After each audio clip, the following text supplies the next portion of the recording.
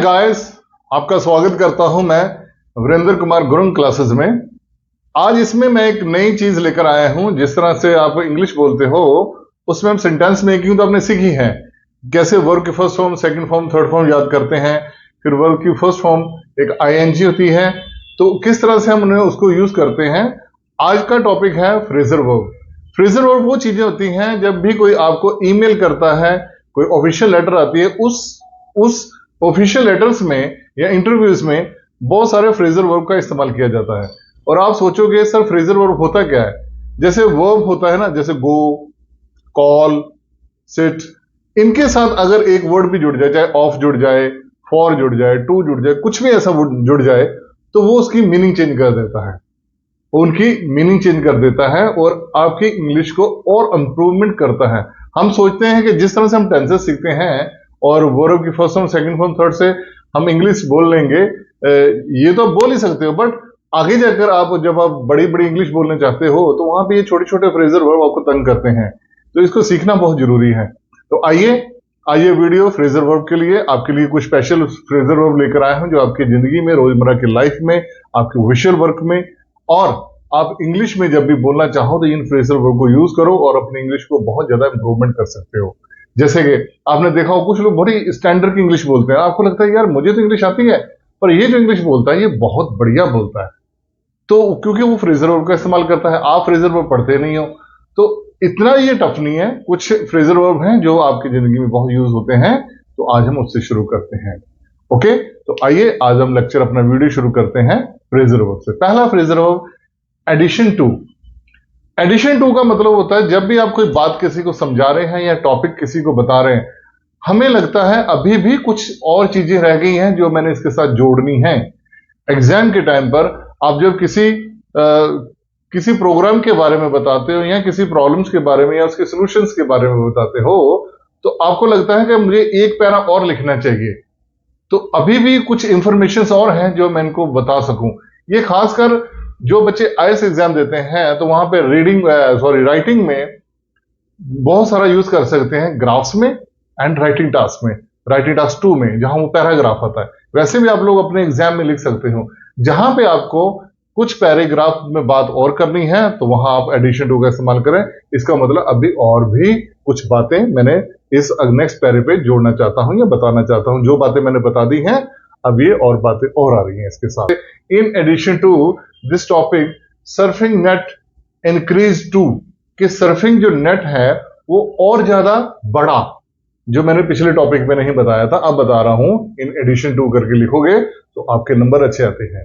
Second है give up. Give up का दो मतलब होते हैं। गिव अप का मतलब एक होता है हार मान लेना, बहुत जल्दी हार मान लेना, या किसी चीज को छोड़ देना। चीज को तो नहीं कह सकते हम, बुरी आदतों को छोड़ देना। जैसे मैं ये कह सकता हूं आई गेव अप स्मोकिंग। अब मैंने गिव की जगह गेव लगाया, गेव है सेकंड फॉर्म, तो मैंने छोड़ दी है क्या? स्मोकिंग, सिगरेट पीना छोड़ दी है, तो आई गेव अप स्मोकिंग। इसी तरह से जैसे हार मानना, तो I never give up easily, मैं जल्दी हार नहीं मानता, मैं जल्दी हार नहीं मानता। आप इस तरह से भी बोल सकते हैं। तो आगे है, नेक्स्ट है फॉन्ड ऑफ। फॉन्ड ऑफ का मतलब होता है शौकीन। जैसे आप बोलते हैं ना आई लाइक इट, मुझे ये पसंद है, आई लाइक इट, मुझे वो, आई लाइक दैट, मुझे वो पसंद है। इसी तरह से आप बोल सकते हो आई एम फॉन्ड ऑफ। जैसे I am fond of piping hot jalebis, piping hot samosas, tea, मैं चाय का बड़ा शौकीन हूं। मैंने बोला पाइपिंग हॉट, पाइपिंग हॉट का मतलब होता है गर्मा गर्म, मुझे गर्मा गर्म समोसे और गर्मा गर्म जलेबियों का मैं बहुत शौकीन हूं। इस तरह से आप इसको बोल सकते हो फाउंड ऑफ। ये इसको बोलते हैं फाउंड ऑफ, FOND। तो नेक्स्ट है beyond my understanding. Beyond my understanding का मतलब होता है कि मेरी तो समझ से परे, बाप रे, इतनी जबरदस्त एक्स्ट्रा ऑर्डिनरी इनका प्रदर्शन था, तो मेरी समझ से तो परे था भाई, ये कैसे किया होगा इन्होंने। तो इस तरह से बोलते हैं बियॉन्ड माई अंडरस्टैंडिंग। तो इसको बोलते हैं this performance is beyond my understanding, this performance is beyond my understanding. इसी तरह से एक आता है समवन, समवेयर, समथिंग, कोई ना कोई, कहीं ना कहीं, कुछ ना कुछ। इस तरह से जब बोलना हो तो आप इन 3 वर्डों में से वो लगा सकते हो। जैसे someone will help you sure, कोई ना कोई तुम्हारी मदद जरूर करेगा। इसी तरह से आगे है ब्रिंग अप। ब्रिंग अप का मतलब होता है, इसके भी 2 मतलब होते हैं। एक होता है किसी का पालन पोषण करना, और दूसरा होता है किसी एक ही टॉपिक पे बार बार उसकी चीज की बात को छेड़ देना।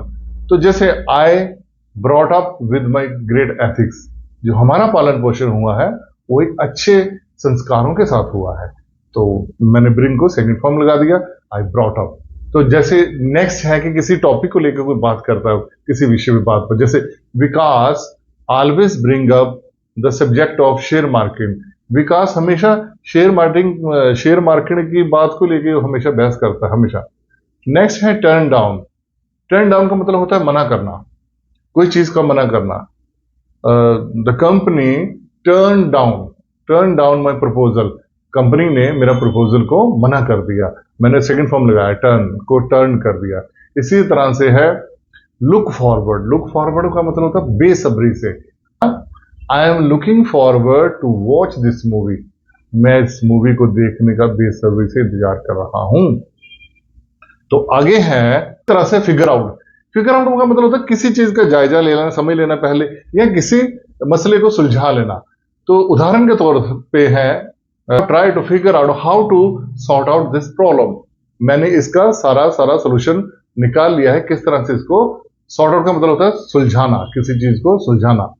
मैसअप, मैसअप का मतलब होता है कोई चीज को स्पॉइल कर देना, डर्टी कर देना, खिलार देना।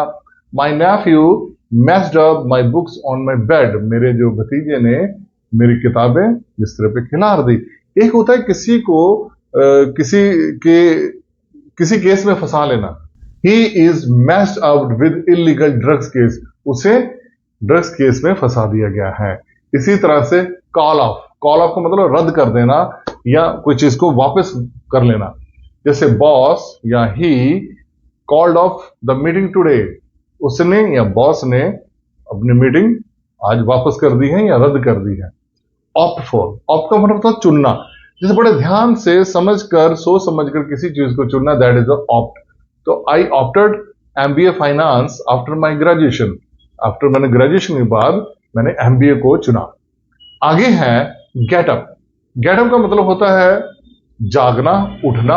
जैसे मैं बैठा हूं तो उठ जाता हूं, तो आई गेट अप। तो अगर मैं सो रहा हूं तो जागना उसे भी बोलते हैं get up. I get up early in the morning, मैं रोज सुबह जल्दी उठता हूं। या I got up late today, आज मैं लेट उठा। टेक ओवर, टेक ओवर का मतलब होता है कोई चीज का कार्यभार संभालना। जैसे my new boss took over the charge, मेरे बॉस ने अपना कार्यभार संभाल लिया। इसी तरह से ग्लांस एट, ग्लांस एट का मतलब होता है जल्दी जल्दी पढ़ना या एक झलक, जैसे एक झलक देख के निकल जाना या जल्दी जल्दी पढ़ना। जैसे न्यूज में आता है न्यूज एट ग्लांस, तो वहां पे लगता है ग्लांस एट। जैसे मैं कह सकता हूं कि I glance at news while having breakfast, नाश्ता करने के दौरान मैं न्यूज की एक झलक भी देख लेता हूं, ठीक है, या जल्दी जल्दी उसके हेडलाइन पढ़ लेता हूं। एडजेसेंट टू, एडजेसेंट टू का मतलब होता है नेक्स्ट टू, बिसाइड टू। ये बिसाइड टू और नेक्स्ट टू का सिनोनिम वर्ड्स हैं, तो इसको बोलते हैं किसी के बगल में या पास में। My home is adjacent to Cheema hospital, मेरा घर जो है वो चीमा हॉस्पिटल के बगल में है। इसी तरह से एबल टू, योग्य होना, काबिल होना। तो कई बार हम वहां पे भी लगा सकते हैं जहां पे मेंटली फिजिकली कोई योग्य है। He is not able to walk and do work, यह भी काम करने और चलने के लायक नहीं है, हो सकता है उसका एक्सीडेंट हुआ हो। इसी तरह से एक्सेप्ट फॉर, एक्सेप्ट फॉर होता है कि मतलब आपको पता लग गया है कि ये चीज अब हो सकती है और ये तैयार है। This product is accepting for selling. आगे है लुक आफ्टर। लुक आफ्टर का मतलब होता है देखभाल करना।